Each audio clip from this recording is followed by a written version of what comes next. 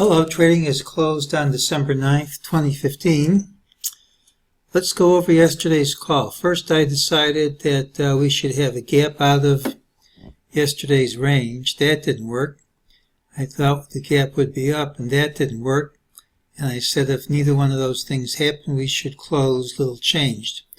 And that didn't work either. About the only thing which worked was my standard rule that if we have a gap in the wrong direction, the call is dead before the open. I'll have to do better than that. During the day, MEJT said there was a false move up. It said that while the market was in rally mode, and sure enough, we dropped back down.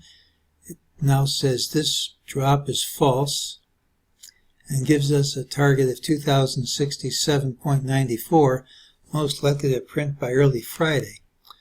In the afternoon, it said these drops were false, which they were. It said these rallies were false and prices would return to the target after this time, which they did. And that leaves a MEJT target of 2067.94.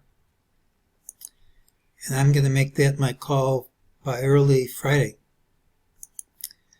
Well, we have a number of other things not based on the system. It's negative when you drop all day, but it's not negative when you can't close under any of these lows, and it's actually good if you even close over the intervening high.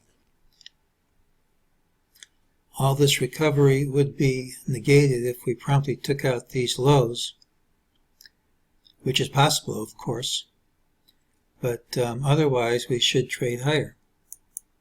It's possible we take out those lows because we broke an important tine of the Andrews pitchfork today, but there actually is a lot of support at today's low.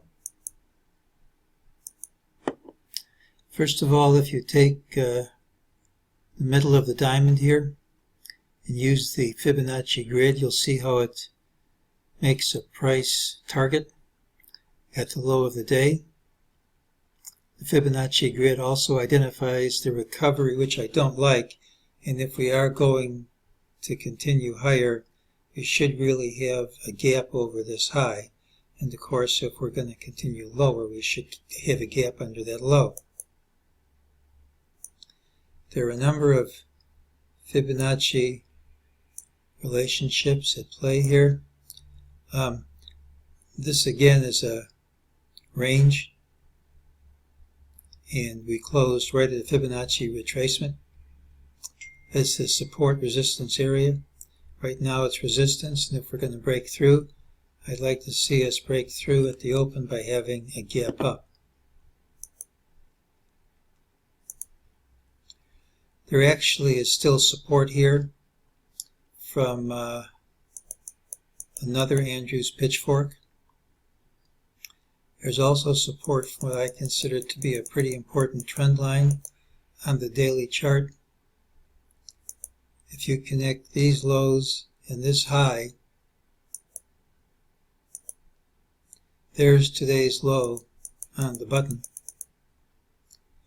And for all these reasons, the pitchfork support, the trend line support, the Fibonacci support, and the higher MEJT target, I look for higher prices tomorrow, and by Friday morning I hope to see 2067.94.